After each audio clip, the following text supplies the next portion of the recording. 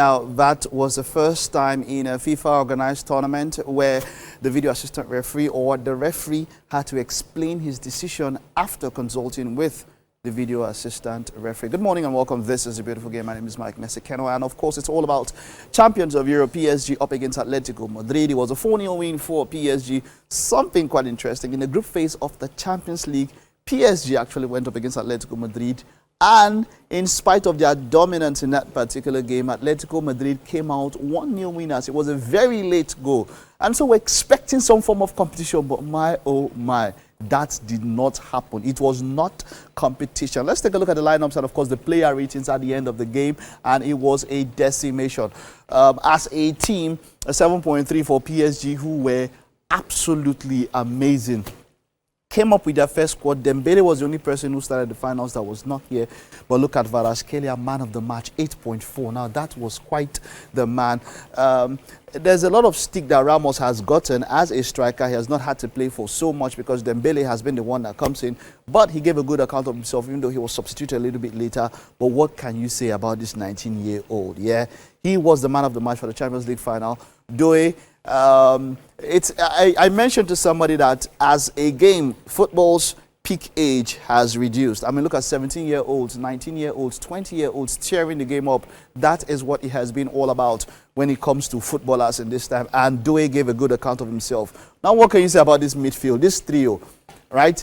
I have said it at some particular point. Vitinha has a shout for Ballon d'Or. You might want to, I have a video somewhere on my social media account on YouTube where we might talk very much about Vitinha. Vitinha was the man of the match for this one. He scored the second goal, but this guy is the exquisite midfielder. When I think about people like Vitinha, I think about people like Pedri and how much they bring to the game and how much people don't recognize their excellence when it comes to the pitch of play. I love that Rodri is the reigning Ballon d'Or, but it just goes to show that defenders and midfielders are given their flowers, as it were. Wonderful performance from all three, but Hakimi, he should have been taken out early in the game. This guy is something else. Big shout out for, he has a big shout for the CAF Player of the Year, and he's going in for it himself and Salah. The Nigerians are not here in this one. That's talking about Victor Boniface and Victor Osimhen. Victor Osimhen has had a wonderful season with Galatasaray, but when you look at the level of competition in the Turkish league, and then you talk about this team, a quadruple so far, and if they are real contenders for the Club World Cup, for me, PSG #1 favorites for the Club World Cup, and if they do, that will be a quintuple. That's the word for it. Marquinhos, Pacho, Mendes, great guy. Best, he should have gone out somewhere. That one should have been a yellow card, at the least, and maybe probably a red card. But then even though they came up with their whole team, looking at Atletico Madrid with Alvarez, Griezmann, Barrios, Lino, Galan, Oblak, of course. Dude, this guy at one particular point is one of the best keepers in the world. Yeah, great guy. But then he was reduced to probably a spectator as it stands because of the brilliance from PSG. But this man should not be playing in 2025. Clement Lenglet, what are you doing? Look at the foul, the first yellow card, and then picking up.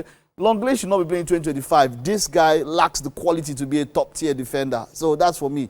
Lenglet should be out of there. Lenormand, of course, terrible performance from that team. But, well, what can be said about all of this when we talk about this particular team? Well, let's take a look at the stats. And this was where I would say that there was nothing. I mean, come on, man. 2.02 up onto 0.09, 74%, 26. Total shots, it was just basically obliteration.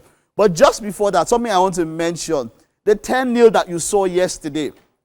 Bayern Munich spelled Auckland FC full, right? They spelled it Auckland FC. I'm not going to show you that highlight because what's the point? What is the point? It was 10 goals. And then people are talking about how Auckland FC should be ashamed, yeah?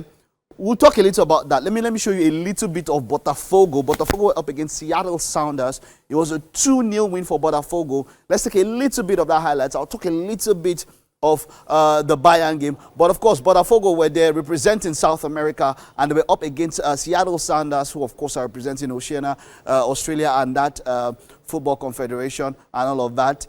There was the earlier Inter Miami. We'll talk about that one a little bit later. But let's take a little bit of these highlights, and I'll focus on Bayern Munich up against Auckland.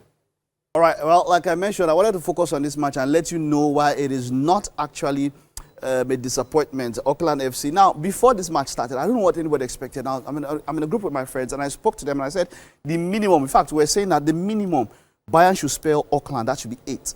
We predicted this, yes. And then when the match started, I was like, the first goal came in too late. He should have been coming early. They went up 10, Auckland FC. And this is the reason why, there's that talk about if you're an Auckland FC player, what do you tell your kid when you went home that you considered 10 goals? Most of these guys are 9-to-5 workers. Like, they basically have jobs. They are not professional footballers. Professional footballers are people who earn from football. Some of them don't earn fully from football. As a club, the team net worth is $1.2 million. Now, these guys, some of them even had to pay their flight to the US to participate in this. So, there is no shame in going up against one of the best clubs in the world. These guys are not professionals. Now, due to the concept of the FIFA Club World Cup, now there's that talk about Barcelona, Liverpool. Why are those teams that are better than these ones not there? It's all about the different confederations, OFC, AFC, CONCACAF, CONMEBOL, CAF, and UEFA. It's all about that. So, for me, they gave quite a good account of themselves. Now, for participating in the Club World Cup group phase, every team has $9 million. So that means that it is times 6 the team's worth that they will make. Now, due to that windfall coming in, I expected that they would not pay their way down. But some of them could not even come. There were some that could not take, the ones that came had to take leave from work to come and play in the Club World Cup. So, for that reason alone, we expected it. There was not a disgrace. They went out there, enjoyed themselves, had fun, and came back with 10-0. Well, that's the size of what we have this morning on The Beautiful Game. We'll still be talking a lot more about the Club World Cup in coming episodes. Of course, we're looking forward to when Mamelodi Sundowns will be representing Africa, will take up their stand. And of course, other teams like Real Madrid, Manchester City, who of course will be contenders for this one, would have quite a lot to talk about the Club World Cup. We'll take a time out now. Stay with us. The second lap is coming right up.